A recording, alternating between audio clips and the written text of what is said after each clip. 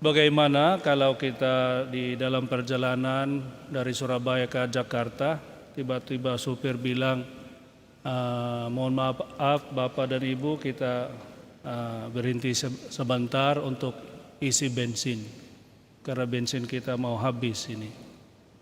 Dan ada yang mengatakan, oh jangan, karena ini sudah terlambat, kita lanjut saja. Pastilah kita berpikir itu gak masuk akal itu. Karena bensin itu penting untuk kita benar-benar bisa mencapai tujuan kita. Karena kalau gak ada bensin ya gimana kita bisa lanjut dalam perjalanan itu. Nah, itu penting, salah paham, salah menghitung rugi dan untungnya. Lebih menguntungkan kalau berhenti sebentar untuk isi bensin daripada yang kita terus-menerus jalan dan nanti kehabisan bensin. Ya, itu ya mudah dihitung, tapi sebenarnya kadang-kadang itu yang terjadi dalam perjalanan hidup kita.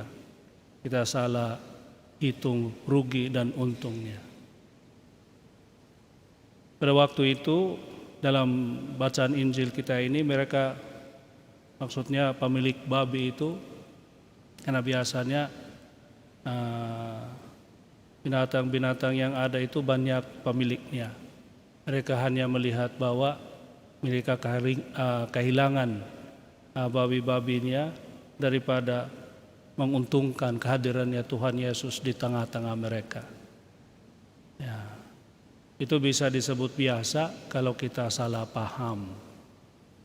Nah, ada sebuah keluarga dulu, karena bapaknya orang petani, meskipun sibuk dan jauh gerejanya, kalau hari Minggu paling tidak mereka jalan pergi ke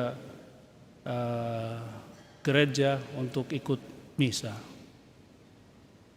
Apalagi kalau ya ini waktu untuk nanam di sawah itu. Mereka jalan kaki 3 kilo dan sebelum itu naik, setelah itu naik angkot ke gereja. Jauh, tapi mereka berusaha ke gereja karena merasa ada kebutuhannya, bukan hanya pingin ikut misa. Tetapi saat mereka ya dapat untung dari paninan itu dan bisa buka toko atau resto di pusat hutannya,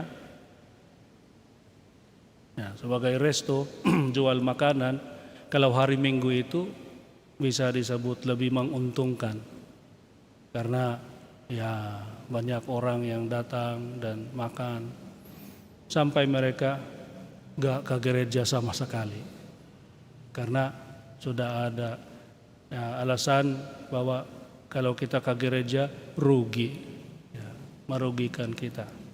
Nah, ini salah prioritas.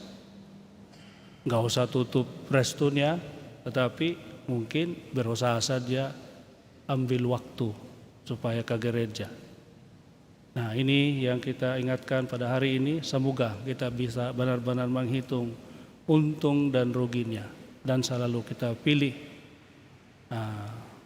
lebih memungkinkan Tuhan hadir dalam hidup kita selain kita nolak Dia, karena kita bisa mengorbankan beberapa hal yang bisa menguntungkan kita, tetapi dengan kehilangan kehadirannya Tuhan dalam hidup kita, sebenarnya kita sungguh-sungguh rugi. Amin.